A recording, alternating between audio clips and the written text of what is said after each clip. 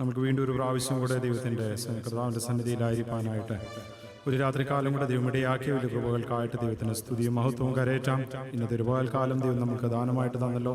അനേകം നന്മകൾ അനുഭവിക്കാനായിട്ട് ഇടയായി തീർന്നു. വീഴ്ചകൾ വരാതെ, താഴ്ചകൾ വരാതെ, സന്തോഷത്തോടെ സമാധാനത്തോടെ കർത്താവിൻ്റെ സന്നിധിയിൽ കടന്നു വരുവാൻ ഇന്നത്തെ രാത്രികാലം കഴിഞ്ഞ ആഴ്ചയ്ക്ക് ശേഷം നമുക്ക് ഒരുമിച്ച് കടന്നു വരുവാൻ സ്വർഗത്തിലെ ദൈവം ഇടയാക്കിയ കൃപകൾക്ക് ദൈവത്തിന് മഹത്വം കരയേറ്റാം. നമുക്കറിയാവുന്ന ഒരു ഗാനത്തിൻ്റെ ഇരടികളെ ചേർന്ന് പാടാമല്ലോ.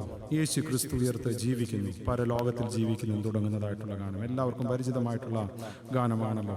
പ്രിയമുള്ളവരെ, അതിൻ്റെ വരികളിൽ ഇപ്രകാരം പറഞ്ഞിരിക്കുന്നു: എന്നെ യേശു ജീവിക്കുന്നതിനാൽ ഞാനും ജീവിക്കും. ഹല്ലേലൂയ. നമ്മുടെയും ജീവിതത്തിൻ്റെ ഒരു വലിയ സാക്ഷ്യം ഇത് തന്നെയായിരിക്കണം. എൻ്റെ കർത്താവ് എനിക്ക് വേണ്ടി ജീവിക്കുന്നതുകൊണ്ട് ഞാനും ജീവിക്കുന്നു. അങ്ങനെയെങ്കിൽ ആ പാട്ടുകാരൻ പറഞ്ഞിരിക്കുന്നു, ഇനിയും നിന്നെ പിരിഞ്ഞൊരു ജീവിതമില്ല. പ്രിയമുള്ളവരെ, നമ്മുടെ ജീവിതത്തിൽ നമ്മുടെ ഒരു വലിയ സാക്ഷ്യം തന്നെയാണല്ലോ അത്. കർത്താവിനെ പിരിഞ്ഞുള്ളൊരു ജീവിതം ഈ ലോകത്തിൽ നമ്മൾക്ക് ആവശ്യമില്ല. കർത്താവിനോടുകൂടെ ചേർന്ന് നമ്മുടെ മുമ്പിൽ വെച്ചിരിക്കുന്നതായിട്ടുള്ള ഓട്ടം ഏറ്റവും സ്ഥിരതയോടുകൂടി ഓടി തീർക്കുവാൻ സ്വർഗത്തിലെ ദൈവമേ ഇടയാക്കുമാറാകണമെന്ന പ്രാർത്ഥനയോടുകൂടെ നമുക്ക് ഈ ഗാനത്തിലേക്ക് പ്രവേശിക്കാം. യേശു ക്രിസ്തു ഉയർത്ത് ജീവിക്കുന്നു, പരലോകത്തിൽ ജീവിക്കുന്നു തുടങ്ങുന്നതായിട്ടുള്ള ഗാനം.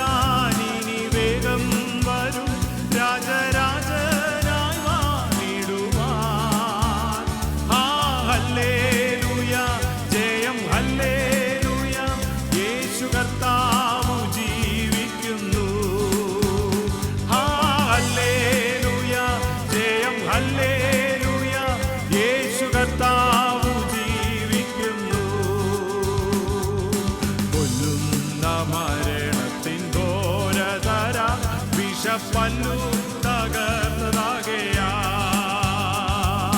കൊല്ലുന്ന മരണത്തിൻ ഘോരതര വിഷപ്പല്ലു